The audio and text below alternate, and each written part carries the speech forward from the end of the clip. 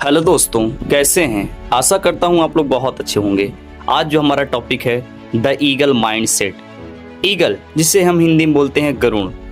गरुण को एक शक्तिशाली प्रेरणादायक पक्षी माना जाता है जिसकी सोच और व्यवहार से हम बहुत कुछ सीख सकते हैं। ईगल माइंडसेट का अर्थ है सफलता, नेतृत्व और आत्मविश्वास की ऊंचाइयों को छूने वाली सोच। गरुण की मानसिकता क्या होती है? पहला, ऊंचा सोचो, थिंक बिग। गरुण हमेशा बादलों से भी ऊंचाई पर उड़ता है। यह हमें सिखाता है कि हमें भी छोटे विचारों से ऊपर उठकर बड़ा सपना देखना चाहिए। सोच जितनी ऊंची होगी, उड़ान उतनी दूर तक होगी। दूसरा, एकाग्रता और लक्ष्य पर नज़र। गरुण जब शिकार करता है तो उसकी नज़र सिर्फ लक्ष्य पर होती है, चाहे आसपास कुछ भी हो। जीवन में सफलता के लिए भी हमें ध्यान केंद्रित करना चाहिए, डायरेक्शन से दूर रखना चाहिए। तीसरा, अकेले उड़ना। गरुण अकेले उड़ता है, वह भीड़ का हिस्सा नहीं बनता। यह दर्शाता है कि असली नेतृत्व अकेले निर्णय लेने और आत्मनिर्भर बनने में है। कभी कभी अकेलापन भी विकास का रास्ता होता है। चौथा, तूफान से डरना नहीं। गरुण तूफान आने पर उससे दूर भागता नहीं, बल्कि उस पर सवार होकर और ऊंचा उड़ता है। हमें भी समस्याओं से घबराना नहीं चाहिए, बल्कि उन्हें अवसर में बदलना सीखना चाहिए। पांचवा, परिवर्तन को स्वीकार करना। गरुण एक समय बाद अपनी चोंच और पंजे खुद तोड़ नए बनाता है। यह बहुत कष्टदायक होता है, लेकिन वह इससे खुद को नया जीवन देता है।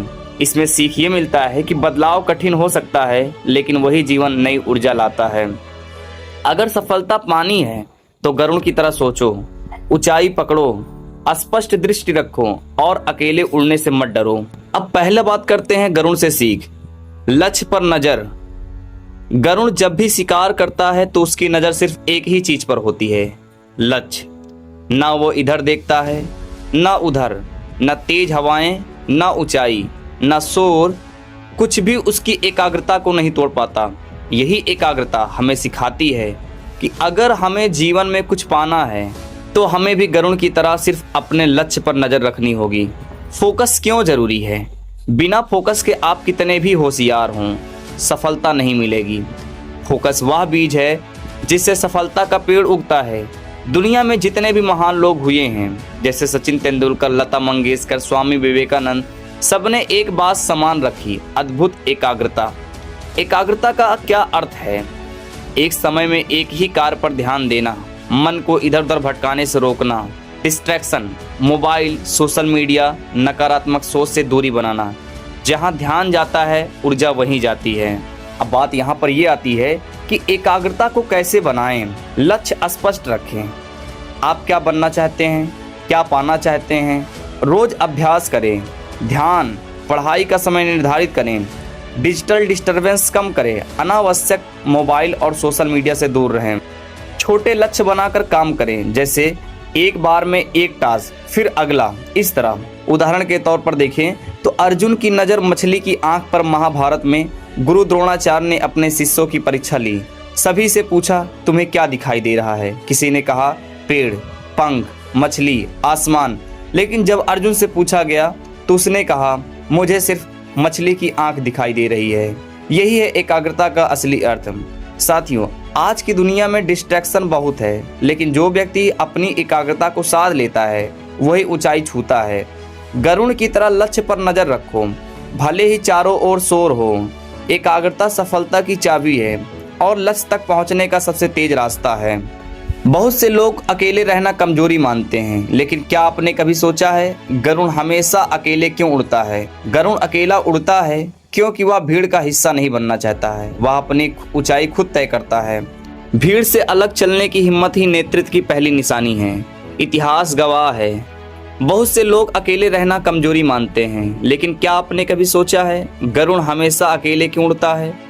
गरुण अकेला उड़ता है क्योंकि वह भीड़ का हिस्सा नहीं बनता। वह अपनी ऊंचाई खुद तय करता है। यह हमें सिखाता है कि सच्ची शक्ति और आत्मविश्वास अकेलेपन में ही जन्म लेते हैं। भीड़ से अलग सोचो, अपनी राह खुद बनाओ। गरुण भीड़ का पीछा नहीं करता, वह अपनी उड़ान खुद तय करता है। यह हमें सिखाता है कि सच्चा नेता वो नहीं जो भीड़ में चलता है, बल्कि वो है जो भीड़ से अलग होकर रास्ता बनाता है। महान विचार और खोज अकेलेपन में ही जन्म लेते हैं। भीड़ से अलग चलने की हिम्मत ही नेतृत्व की पहली निशानी है। इतिहास गवाह है, स्वामी विवेकानंद ने एकांत में ध्यान कर आत्मज्ञान पाया। अल्बर्ट आइंस्टीन ने अकेले सोचते सोचते थ्योरी ऑफ रिलेटिविटी बनाई। डॉक्टर एपीजे अब्दुल कलाम घंटों अकेले बैठकर विजन और योजनाएं बनाते थे। यह लोग जानते थे कि अकेलापन समय की बर्बादी नहीं, बल्कि खुद को खोजने और तराशने का समय है। अकेलापन बनाम एकांत। अकेलापन दुख देता है जब आप मजबूर होते हैं, लेकिन एकांत शक्ति देता है जब आप खुद चुनते हैं। अकेले रहना कोई दुर्बलता नहीं, यह आत्मबल का प्रतीक है। अकेलेपन से मिलने वाले लाभ। पहला, आत्मविश्लेषण। आप खुद से बातें करते हैं, अपनी कमियां और क्षमताएं पहचानते हैं। निर्णय लेने की क्षमता होती है। आप दूसरों की राय से ज़्यादा अपनी अंतरात्मा की आवाज़ सुनते हैं। रचनात्मकता और विचारशीलता। नए विचार, कल्पनाएं और विजन सबसे पहले अकेलेपन में ही जन्म लेते हैं। साथियों, भीड़ शोर मचाती है, लेकिन परिवर्तन की शुरुआत अक्सर एक अकेली आवाज़ से होती है। अगर गरुड़ की तरह ऊंचाई छूनी है तो तैयार रहिए। कभी कभी अकेले उड़ने के लिए भी जो अकेले चलना जानता है वही एक दिन कारवां बनाता है। अकेलापन डर नहीं, यह आपके आत्मविश्वास की परीक्षा है। जब आसमान में तूफान आता है तो अधिकतर पक्षी डर कर छुप जाते हैं, लेकिन गरुड़ वह तूफान की ओर उड़ता है, उसकी तेज हवाओं का इस्तेमाल करता है और उनसे ऊपर उठता है और भी ऊंचा। यही असली जीवन का पाठ है। संकट को डर के रूप में नहीं, अवसर के रूप में देखना चाहिए। संकट क्यों जरूरी है? संकट हमें नया सोचने पर मजबूर करता है। यह हमें आलस छोड़ने और नई दिशा में काम करने की प्रेरणा देता है। संकट हमारी छिपी हुई क्षमताओं को उजागर करता है। अगर जिंदगी में कभी तूफान ना आए तो गरुड़ बनना कोई न सीखे। उदाहरण, नरेंद्र मोदी ने चाय बेचने से लेकर प्रधानमंत्री बनने तक सफर तय किया, कठिनाइयों से लड़कर। हेलन केलर, जो देख नहीं सकती थी, सुन नहीं सकती थी, लेकिन उन्होंने शिक्षा से दुनिया को प्रेरणा दी। विनोद कांबली और सचिन तेंदुलकर में समान प्रतिभा थी, लेकिन संकट को झेलने की ताकत ने सचिन को भगवान बना दिया। संकट उन्हें नहीं गिराता, जो उसे सीढ़ी बना लेते हैं। कैसे बदले संकट को अवसर में? दृष्टिकोण बदलें। यह क्यों हुआ की जगह सोचिए, अब मैं इसे क्या सीख सकता हूँ। हार मानने की बजाय सुधार करें। असफलताओं पर रोने के बजाय उसे अगली कोशिश का ईंधन बनाएं। खुद से पूछें, क्या यह मुझे मजबूत बना रहा है? हर परेशानी एक ट्रेनिंग है, भविष्य की बड़ी ऊंचाई के लिए। मदद लेना सीखे। सही मार्गदर्शन और साथ से संकट आसान हो जाता है। साथियों, जीवन में तूफान आएंगे, यह तय है, पर हारना, रुकना या डरना आपकी चुनाव है। अगर गरुड़ की तरह सोचो तो तूफान भी तुम्हारी उड़ान का हिस्सा बन सकता है। गरुड़ से सीख, स्वयं को बदलना। क्या आप जानते हैं, गरुड़ जब 40 साल का होता है तो उसकी चोंच मुड़ने लगती है, पंजे कमजोर हो जाते हैं और पंख भारी होकर उड़ान में बाधा डालते हैं। अब उसके पास दो विकल्प होते हैं, या तो वह धीरे धीरे मर जाए या फिर एक दर्द प्रक्रिया से गुजरे, खुद को बदल दे। और गरुड़ दूसरा रास्ता चुनता है।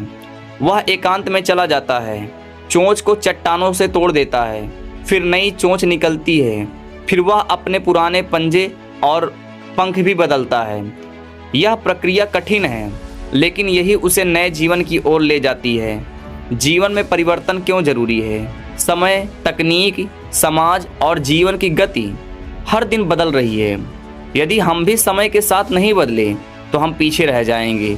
वही व्यक्ति आगे बढ़ता है जो नई सोच, नई दिशा और नई आदतें अपनाने का तैयार होता है। जो ठहर गया वह पीछे छूट गया, जो बदला वही बढ़ा। परिवर्तन के बिना विकास नहीं। टाइपराइटर की जगह कंप्यूटर ने ले ली। कीटों से लड़ने वाला किसान आज ड्रोन तकनीक सीख रहा है।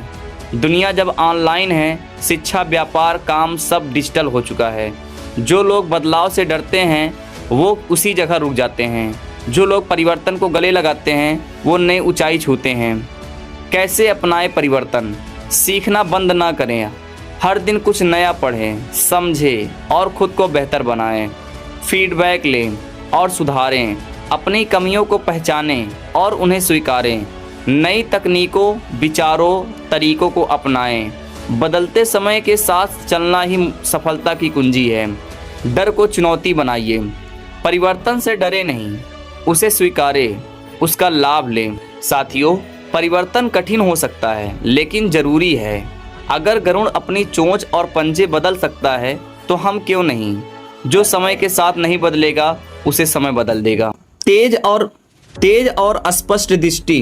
गरुड़ की नज़र इतनी तेज होती है कि वह 5 किलोमीटर दूर से भी अपने शिकार को देख सकता है। लेकिन केवल देखना ही काफ़ी नहीं होता है, वह जब एक बार लक्ष्य तय कर लेता है तो उसे हासिल करके ही दम लेता है। यह हमें सिखाता है जीवन में सिर्फ सपने देखने से कुछ नहीं होता जब तक हमारे पास एक स्पष्ट लक्ष्य और दूरदृष्टि ना हो। दूरदृष्टि क्यों जरूरी है? दृष्टिकोण दिशा देता है। जब आपको पता होता है कि जाना कहाँ है तब रास्ते खुद बन जाते हैं। हमें निर्णय लेने में मदद करता है। विजन आपको यह तय करने में मदद करता है कि क्या जरूरी है और क्या नहीं। यह जीवन को अर्थ और उद्देश्य देता है। बिना दृष्टिकोण के व्यक्ति भटक जाता है, पर जिसके पास विजन है वह हर परिस्थिति में सही राह चुनता है। दृष्टिकोण और सफल लोग। डॉक्टर APJ अब्दुल कलाम ने कहा था, dream is not what you see in sleep, dream is what does not let you sleep. उनका सपना था भारत को विकसित करना और उसी विजन पर उन्होंने जीवन जिया। विज्ञान, व्यापार, खेल या कला, हर क्षेत्र में वही आगे बढ़ा जिसने आगे देखने की ताकत रखी। दृष्टि अगर साफ है तो रास्ता अपने आप साफ हो जाएगा। कैसे विकसित करें विजन को? लक्ष्य तय करें। एक स्पष्ट लक्ष्य लिखिए, छोटा या बड़ा लेकिन स्पष्ट हो। भविष्य के बारे में सोचें, सिर्फ आज नहीं अगले 5 साल के बारे में सोचिए। आप क्या बनना चाहते हैं? सकारात्मक सोच रखें। विजन सिर्फ योजना नहीं होता, यह विश्वास भी होता है। रोल मॉडल चुनें, उनसे प्रेरणा ले जिन्होंने अपने विजन से दुनिया बदली। साथियों, अगर आप जीवन में ऊंचाइयों तक पहुंचना चाहते हो तो गरुड़ की तरह तेज, स्पष्ट और स्थिर दृष्टिकोण अपनाइए। जब दृष्टिकोण मजबूत होता है तो न लक्ष्य दूर लगता है न मंजिल कठिन। जिसे मंजिल की स्पष्ट तस्वीर नहीं दिखती, रास्ते की धूल उसे कभी अंधा नहीं कर सकती। दृष्टिकोण ही भविष्य का नक्शा है, उसे स्पष्ट बनाएं, फिर दुनिया बदल जाएगी। दोस्तों, अगर आपको ये वीडियो अच्छी लगी हो तो प्लीज़ लाइक कर दीजिए और चैनल को सब्सक्राइब कर दीजिए ताकि हम नेक्स्ट वीडियो इसी तरह आपके लिए लाते रहें और आप लोग और भी मोटिवेट होते रहें। Thank you.